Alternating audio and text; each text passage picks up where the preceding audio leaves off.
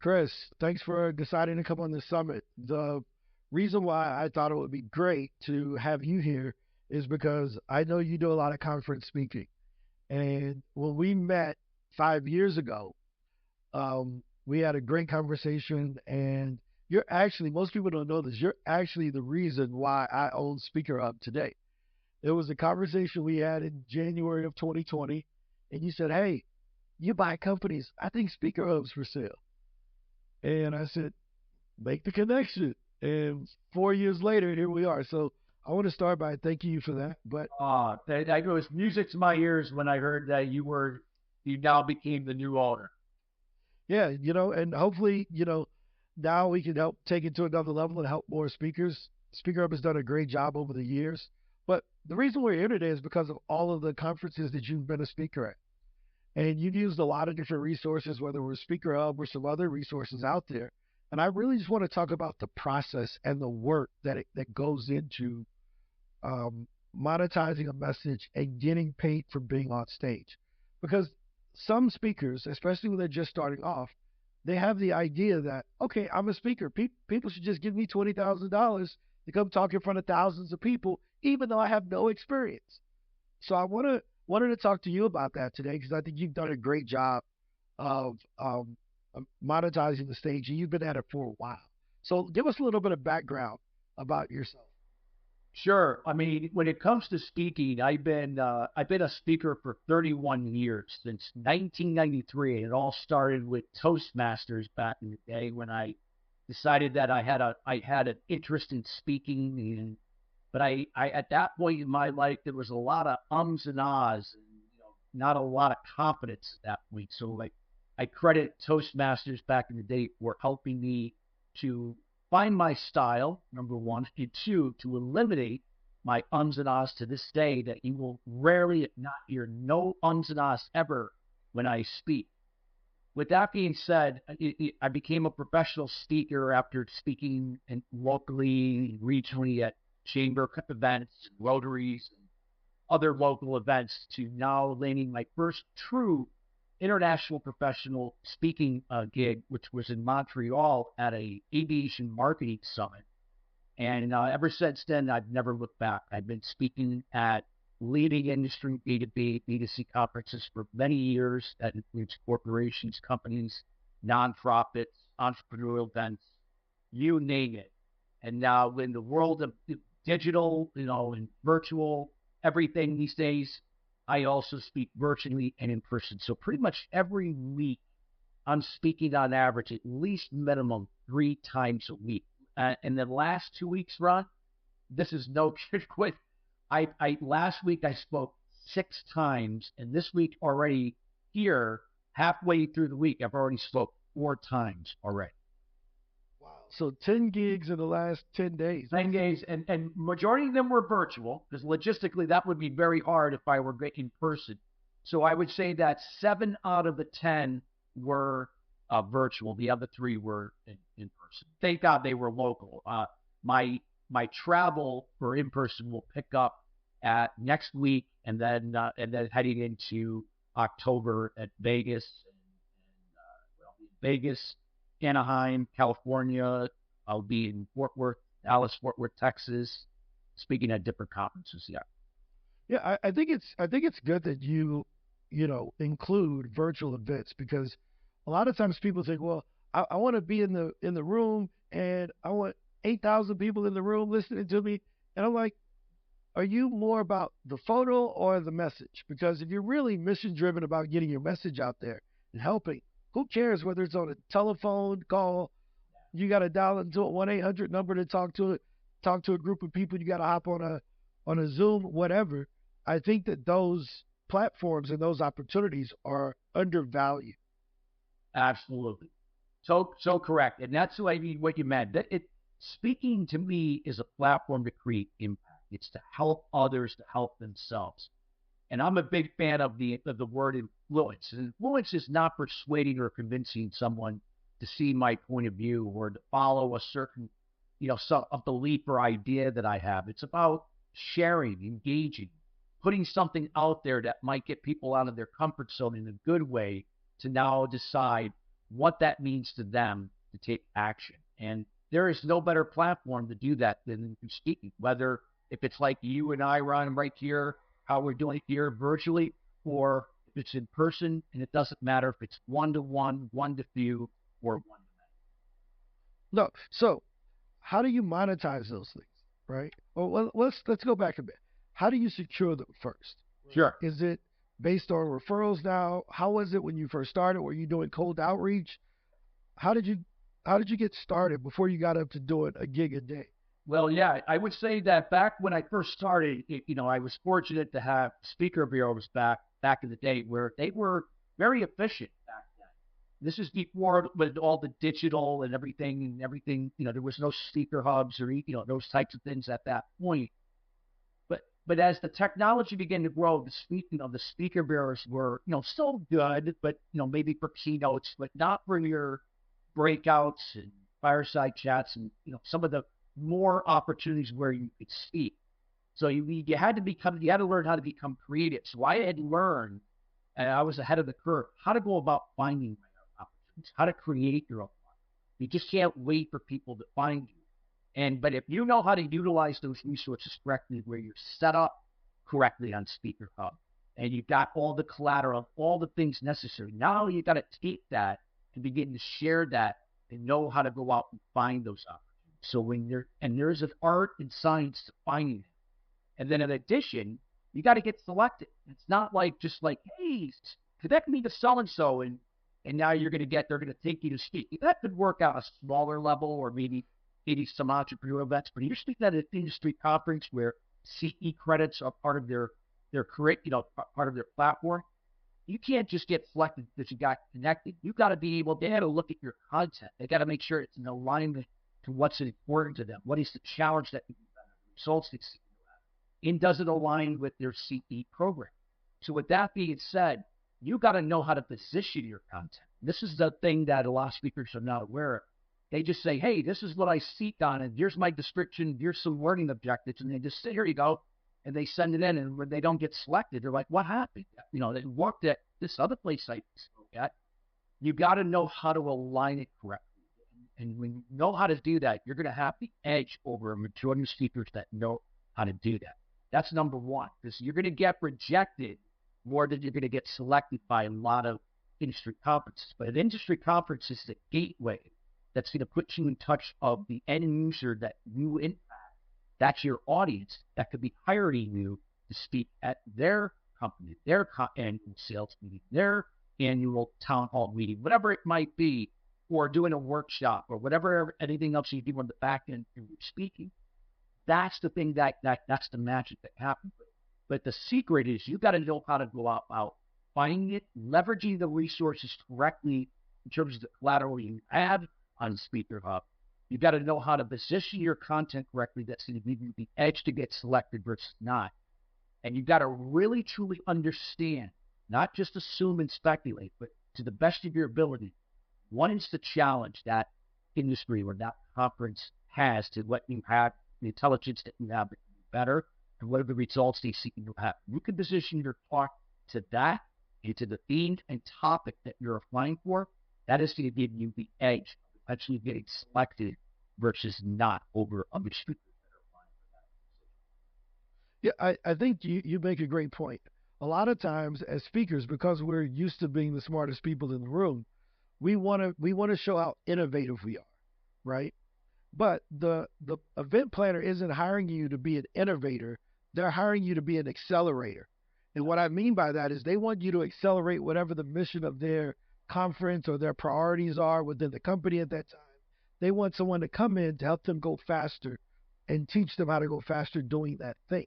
So I think if a lot of speakers thought of it from that perspective of how do I take what I have, my innovations, and apply it as an accelerator to that event for that event host, that makes me stand out versus saying, pick me because I talk on this. No, here's how what I talk on applies to your event. I think that's a key thing, Chris. Absolutely, Ryan. You said I couldn't say it any better, and it's so true about the acceleration. It's not just the innovation. Of course, in the acceleration, you can present ideas that can be thought provoking or provoke change and inspire people to do something different, because that's what keeps people coming back. We don't, industry conferences don't want people to come back and just be rehashed, same old, and keeping them stuck. But it's knowing that, again, you're looking to do, you're aligning to what's important to them. They've done the research on their end. They're giving you the opportunity now to help them create an experience for their attendees, for their industry, for those people to come back for more. So you had mentioned that when you go to different industry specific conferences, other people from the audience may hire you. I think they call it book a meeting from a meeting, or book an opportunity from an opportunity. I've heard it called Bam Fam.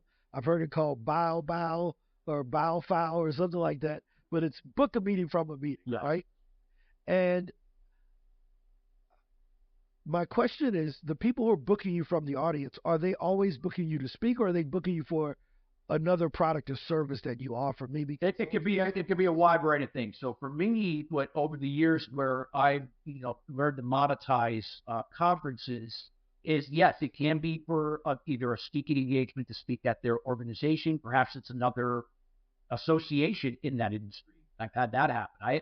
I've gotten keynotes from that, where people saw me speak, and I wasn't even the keynote speaker. I was a breakout speaker, and they hired me to be their keynote for a smaller association. They happen to be at that.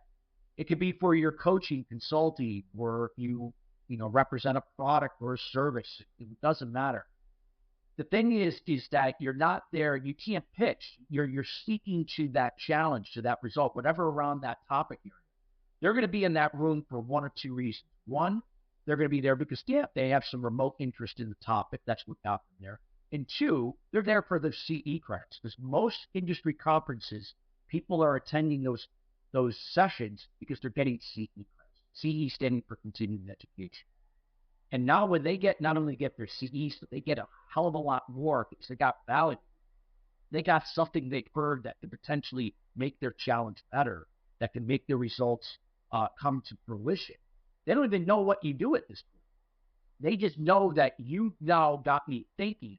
And since you got me thinking, perhaps you're the guy that may help me make that happen. And that's where I'm able, and already people that understand how to do this can generate business and monetize your business to a whole new level. So if I'm a new speaker and I'm listening to this, all I know about is, people hire me to speak. But you've mentioned CE credits, breakouts, keynotes, fireside chats. What are all these things, man? So what types of speeches can I give? Yeah, these are just different styles of speaking. So, like, for instance, I speak at an IMAX. IMAX is a large event they put on in Vegas and Frankfurt, Germany. I've spoken at their Frankfurt, Germany show. I've spoken at their Vegas show. I'll be actually speaking at their Vegas show here in October. And they're notorious for doing a lot of fireside chats, type thing, where they'll have different areas where, like you go into this room and it's got a different theme, and it's like a relaxing. You could be sitting on a beanbag. You could be sitting on a some piece of wood, like a stump of wood, but it's got a cushion on it. But they just have different themes, but it's designed to make people feel relaxed. Because in that room, you're going to have a bench linkers, you're going to have meeting professionals, and they're looking for new ideas and strategies that are going to help make them more productive, efficient, create better experiences. So that's why that atmosphere makes people feel relaxed. So as a speaker, I have to adapt to that. I got to come in more, not stuffy looking, wearing a suit and tie, but coming in like how I'm right now, just casual. It's like we're having a conversation, like an intimate conversation, one-on-one. That's what that type of event is. Now, if you're a keynote speaker, you're speaking to the majority of the people at that conference. They might be sitting around round tables or sitting in chairs, and thousands of people in the audience. And you're now creating the experience with stories and experiences, and how that relates to the theme of the overall conference, setting the stage for what is to come with that experience. That when they go to the breakouts, you're going to get, now it's going to connect the dots to what they got through the keynote. So there's, breakouts are more intimate and being more educational again. That's where people get their CT credits from, the breakouts, where it could be a mini workshop, that you might. There's panel discussion where you are one expert of a panel of 5 or 7 people, and you got a moderator asking questions that each of those people are answering, and now the audience is getting value from you and the other experts. So there's a wide variety of different styles. It's a matter of finding what style works for you, or a series of styles that work for you, and how to maximize that to the best of your ability. Create that impact, create influence, and now have people come up to you. You can't sell. You pitch or sell at any of these types of events, you'll be blacklisted immediately. But when you know how to do it and they come to you, it's like with anything. You talk to 10 people, start building those relationships from there. 2 or 3 close from the 10. It's good. It's 20-30% closing ratio. So not bad. So those are the things that I find that speaking platform is the best funnel to generate business, sustain business, and build yourself as a subject matter expert in whatever industry that you're speaking to. Oh, no, I couldn't agree with you more. I think one of the things that I took away from what you were saying is if you're good on the stage, you'll have no problem with people coming to you. You will be attracting customers and potential opportunities versus having to push your opportunity onto other people. Just be good. Be a good speaker first is my thing. Like if I'm a basketball player, I gotta be, if I had to use a basketball analogy, I gotta get the fundamentals right first before I start shooting like Steph Curry from half court. Right? Or Kobe Bryant. Look at Kobe Bryant, the late great Kobe Bryant. Kobe Bryant never got away from the foundation and basics of the game. You would find him on the court at 3 a.m. in the morning doing dribbling exercises, shooting free throws, shooting from around the perimeter, doing things that we learned in 3rd grade when we started playing basketball. He never got away from the basics that a lot of guys would, because they're like, I'm too good for that. I don't have to do that. He stuck to his roots, and that's why he will be one of the greatest basketball players, like Michael Jordan and LeBron James, among others, Larry Bird, to play the game. What are some of those fundamentals in the speaking business that you still do today that you were doing 31 years ago back in 1993? Is it you're still pitching opportunities? Is it you're still following up with people? What are some of those fundamentals that never go away? Never go away is to never stop learning. That Matt, I've been doing this for a long time. I could sit there and say I'm an expert, and and I do. I teach a lot of people how to do this, and I learn a lot. But I never stop learning. I'm always a student. I'm always learning. How can I get better? How can I get better, acquiring more knowledge that now I can share that and engage people in a way that's going to allow them to experience it and decide what action you're going to take. I never get stale with that. I'm always finding ways to get better at that. And, and just knowing that you got to be out there all the time. I never become complacent with speaking. I can't say like, hey, I'm going to take a year off. I'm tired. No, I'm consistently speaking as many times as I possibly can. And because for me, it is the greatest way to make a connection with people. It's a great way to transfer knowledge that can be applied and now, substantiated through key performance indicators. And for me, I got to constantly be learning new ways of how to go about doing that and, creating that value. So those are the things that I've never gotten away from and never will. As I always tell people, as long as I can walk and I can still talk, you'll see me on a stage. And even if I'm in a bed and I'm bedridden, if they want to videotape me, I'll speak from the bed if I can still speak. Yeah, all you got to do is get all the nurses to come in, and every day, you give a speech at the nursing home. No, that's pretty cool, man. So I think that those fundamentals are what separate the greats from the not so greats, right? They always do the fundamentals. And that's why you've been at it for 31 years. There's no way to survive financially doing 2 gigs a year.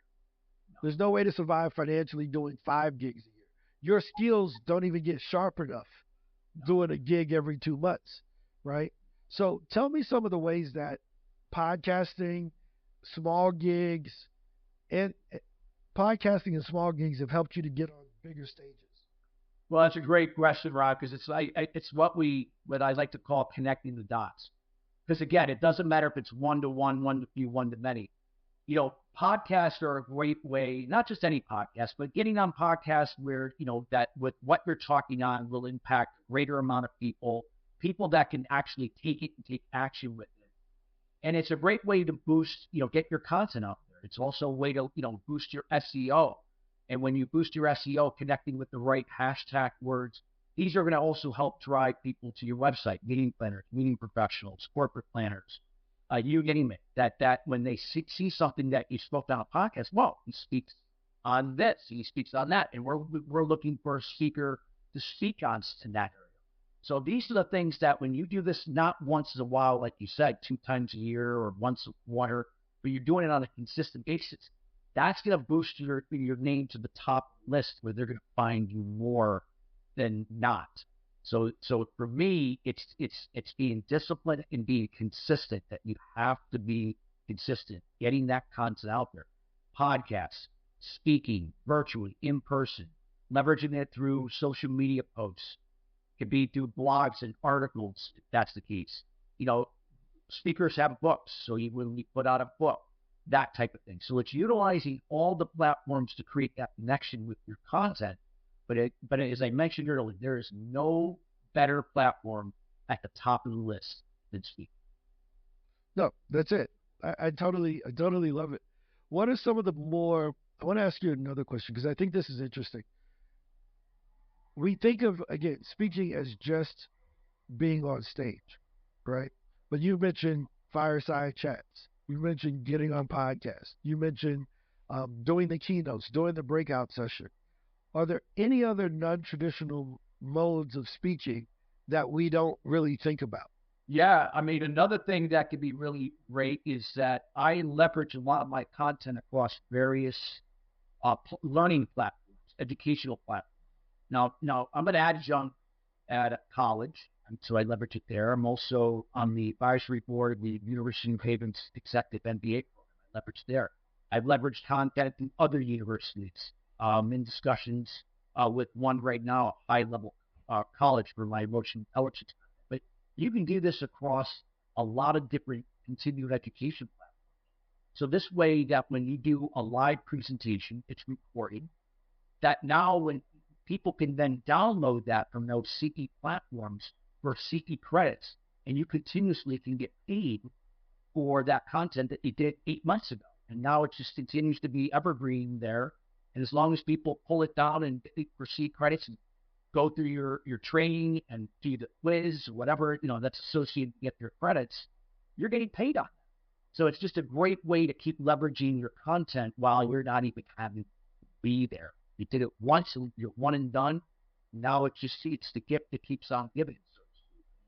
I'm not saying it's a fortune doing that itself, but it definitely adds up, and it actually can lead to other opportunities. I've been hired by certain CPA firms and law firms where people have taken my training, on one of those platforms, touched something in them, and they said, I got to get more information from the source.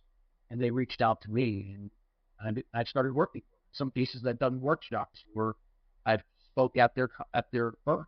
So yeah, it can lead to a lot of different things. That would be another.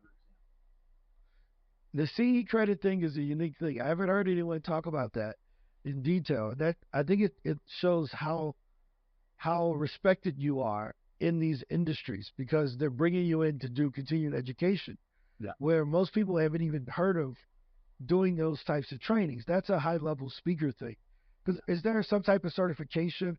When I was in insurance, I had we would have to do 20 hours of continuing education every year.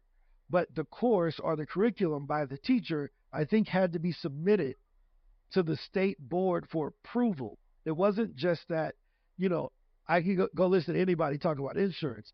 There was a certain process. You had to be, you had to have a certification. Yeah, it depends on the industry. I'm starting to see now that people are beginning to relax because Just because you're certified or you have a PhD or this doesn't mean you know how to apply what you know. I'm an expert in emotional intelligence. I speak on it in business leadership, business acceleration.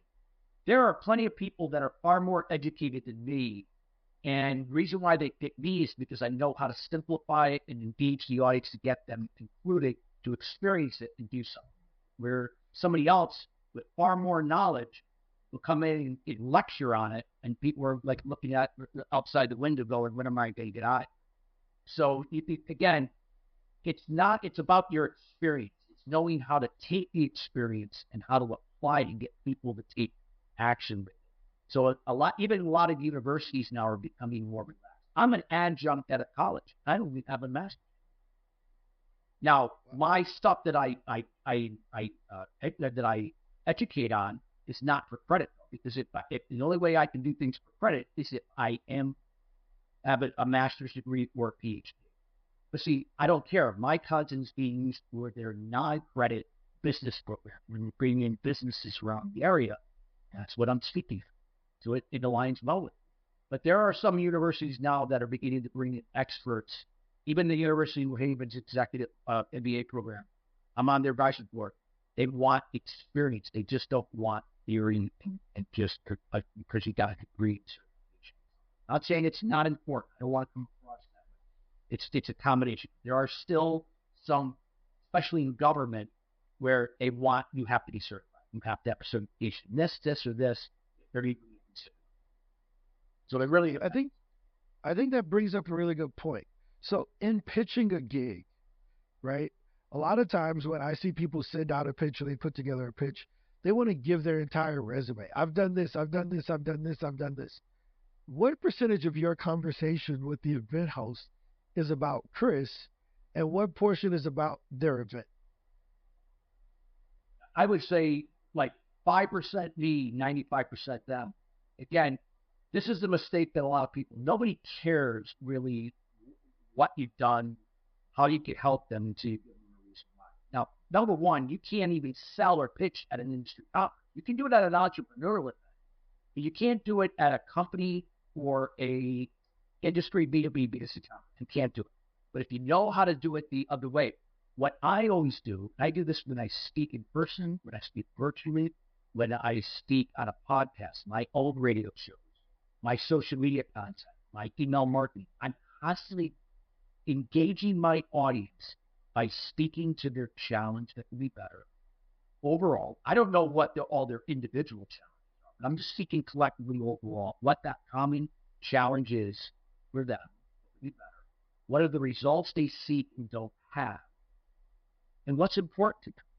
Once I'm able to build that rapport and trust, engage them on that to get them to think, I can then have a one-on-one conversation. I can have then, start peeling back the onion, getting it more personalized to what really is the challenge to them. What is really the results they're seeking. And then as I do that, then once I get that alignment to say, hey, we're in agreement that you're looking to do something, then I'll show them what I can do to help them. And then I will substantiate.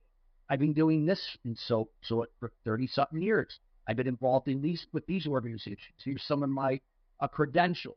You see, if I come out with all that up front in the beginning, nobody cares. So right now, it's about them. It's about them. And I see this in sales all the time. People leading with features and benefits. You have to lead with the challenge to be better. You got to lead with the results that seek you out. It's like you sell the problem, then back end it with how you can help. Don't lead with how you can help solve the problem. It's just back. That's all.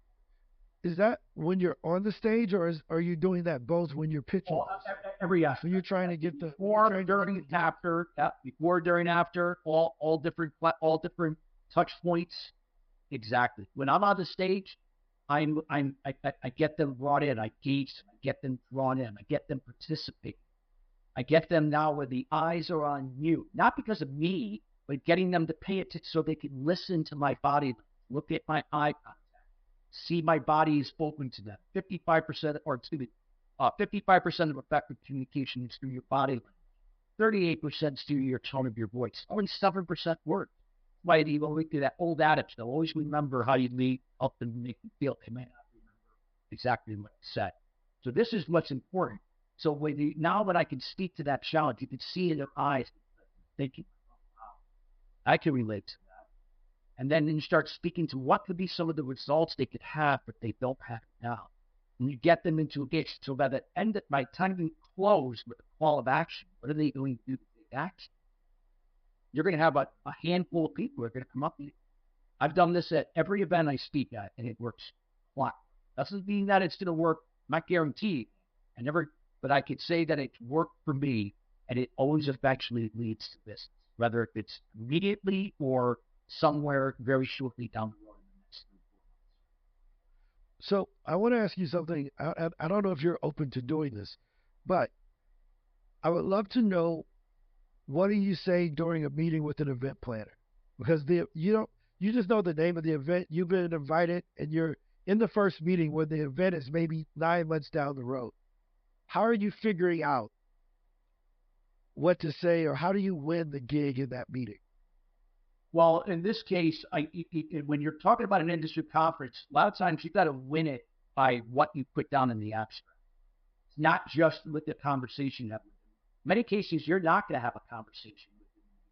The only time you'll have a conversation is when they actually select you to bring you in. Now you're going to negotiate with them on fee, or if they pay you, is there something equipment they can buy, the exchange. So that's a whole other animal I think we go into.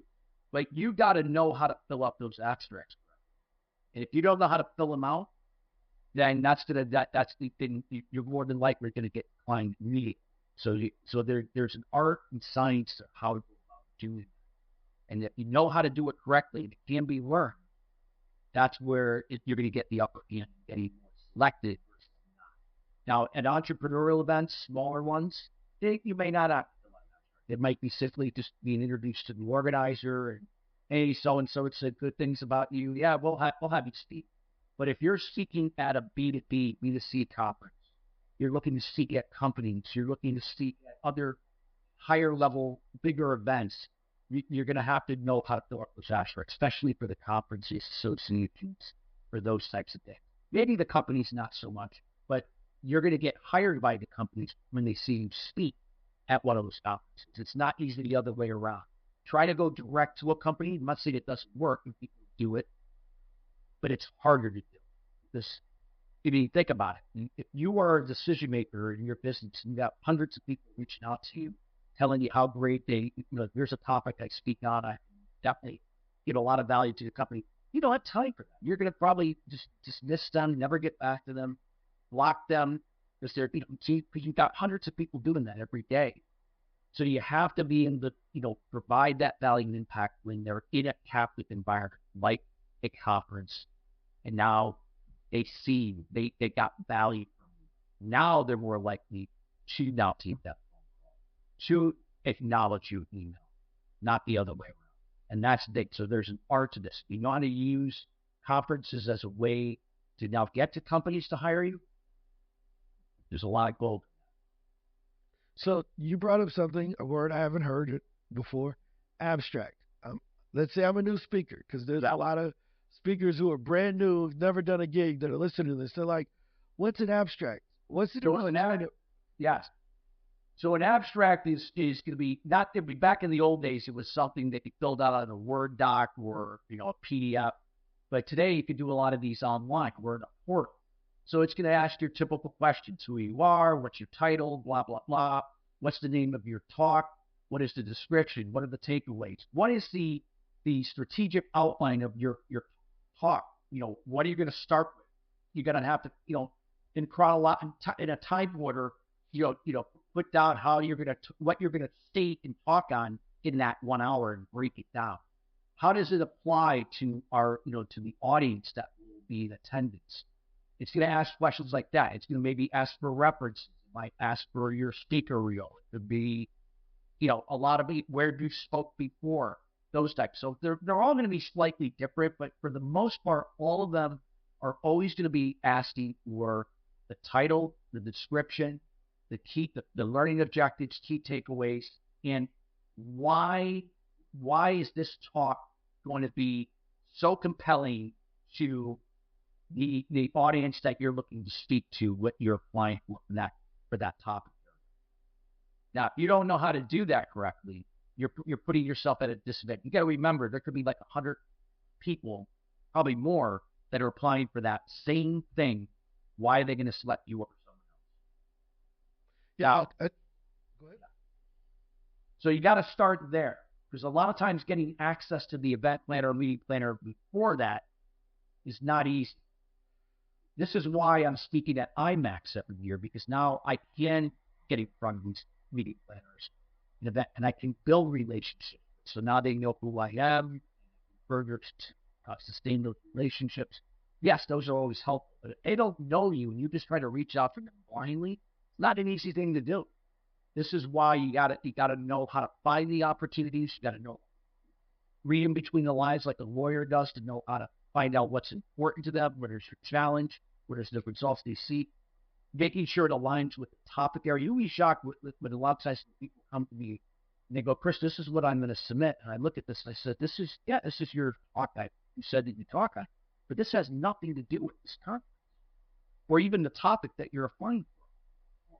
Well, I think they'll still like it. I'm like, that's not what this talk can be the greatest talk in the world, but that's not what they're looking for that topic area. So they're going to immediately decline that. They're not going to even look at your description.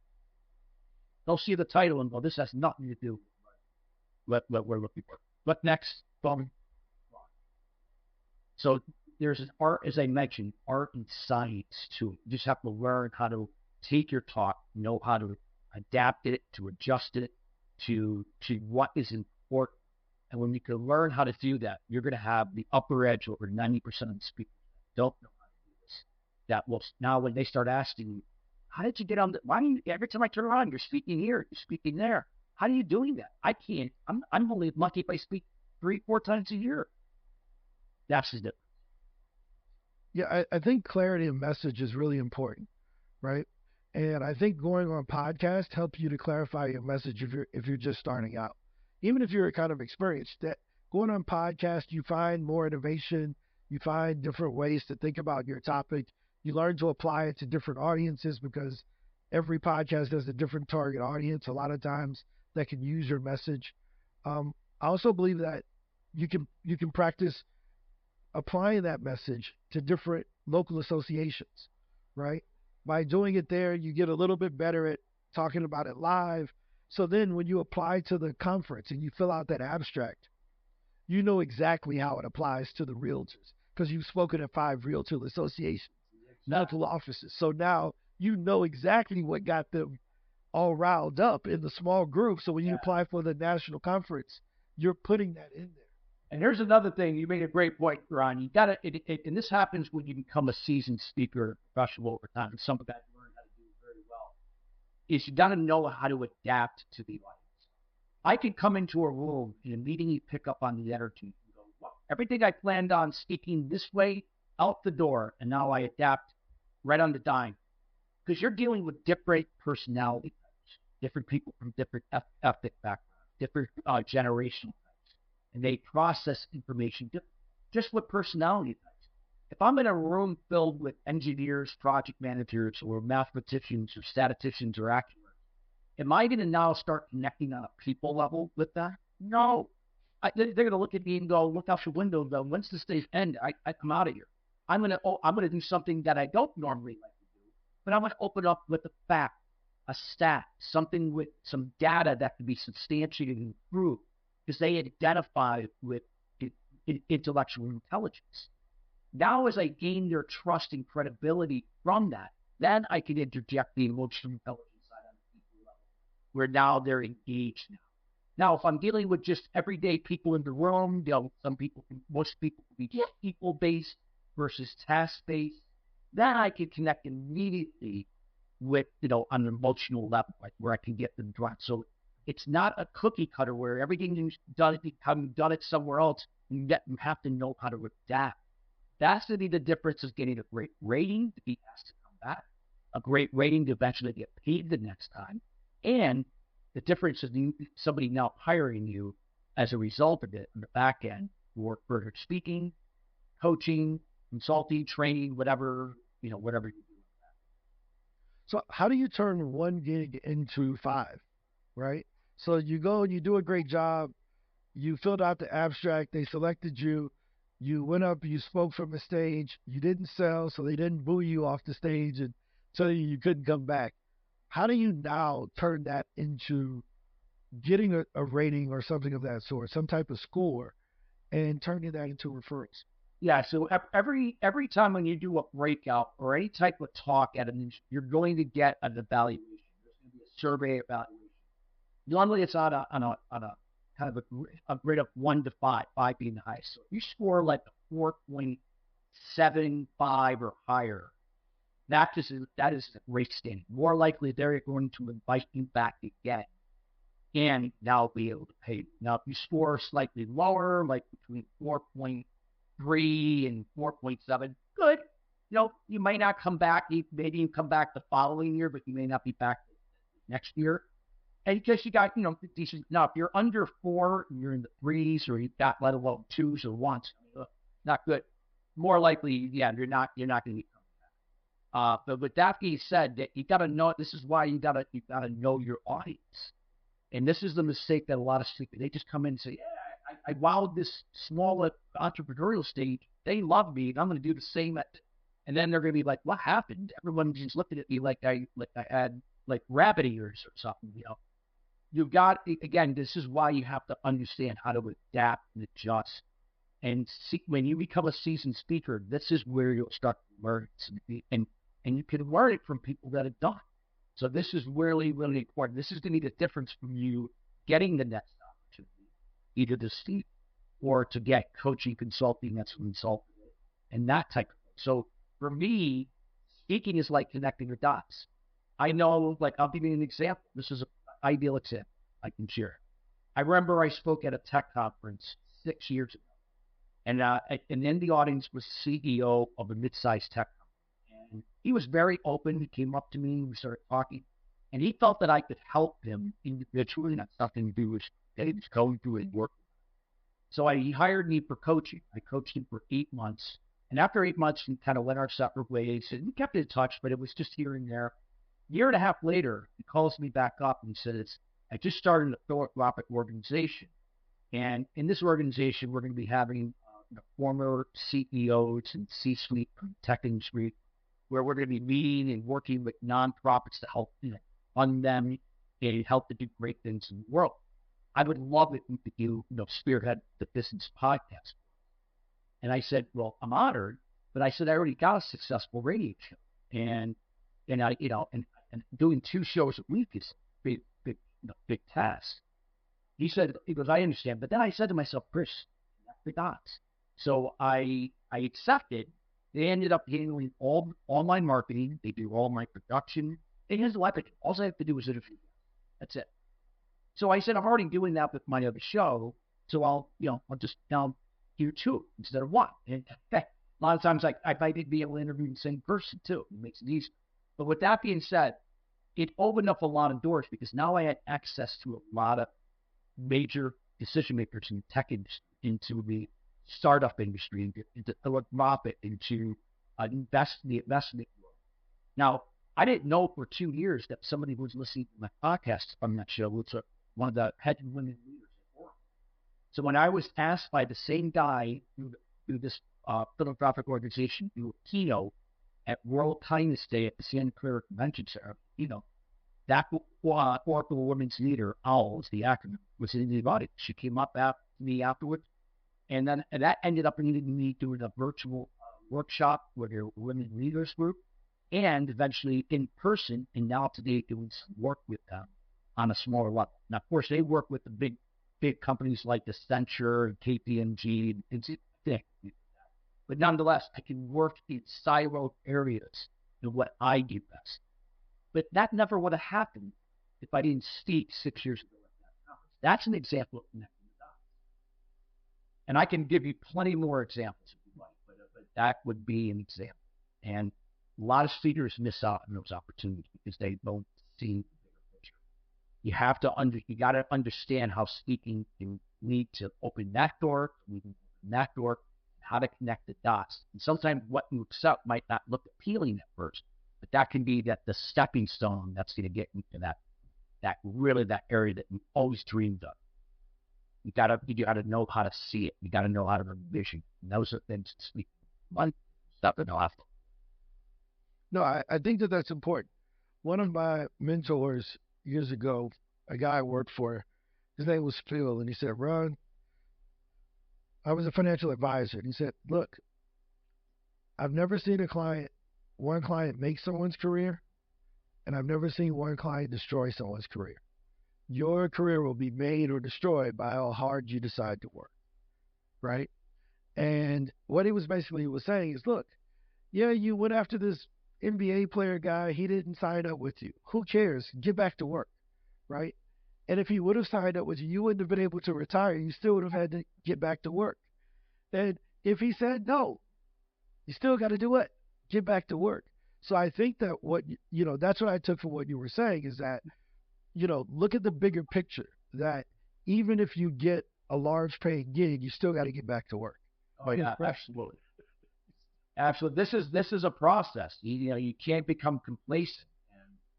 And if you want to build a successful business as a result of speaking, that's consistency has to be there. So it's not any small little event is too small. I'm not saying that you go speak at every conference that's presented to you. No.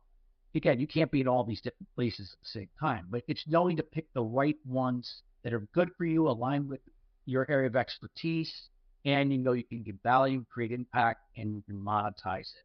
But that consistency there is imperative. If you're going to make a difference in your industry, and grow your business to a level never. How important was mentorship as we close? Extremely important. I'm a big advocate of mentorship. Matter of fact, I speak on that topic quite a bit at conferences. It is so important to me. I've always learned from mentors. It doesn't matter if these are people that are older than you or the same age or even younger than you. It doesn't matter.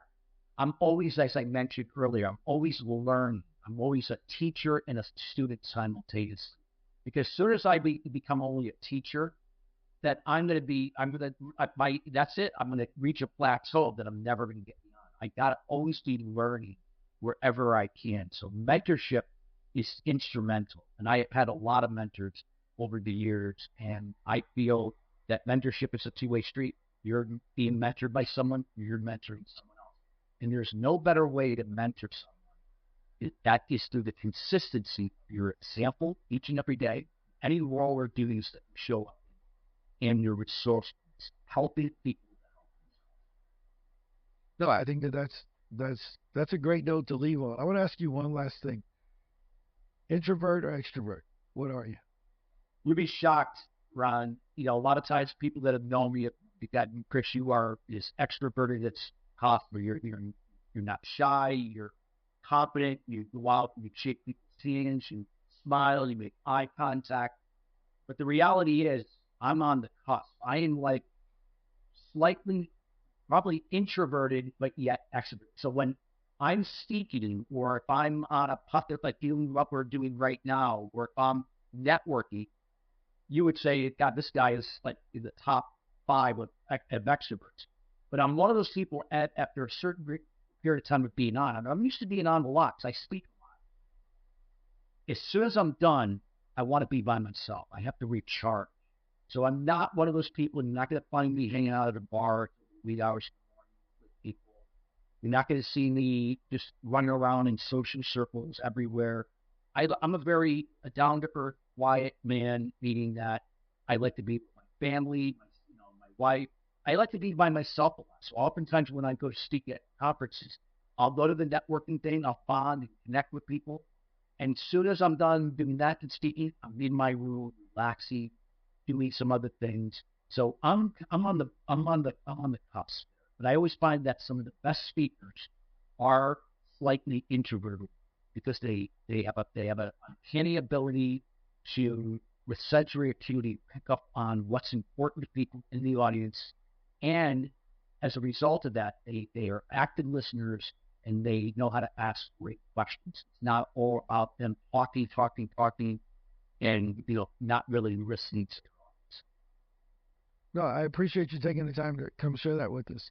Um, I took a lot of great things. I learned about abstracts. I learned about fireside chats. I learned about keynotes, breakouts, that I should be listening more in my pitch to get the opportunity.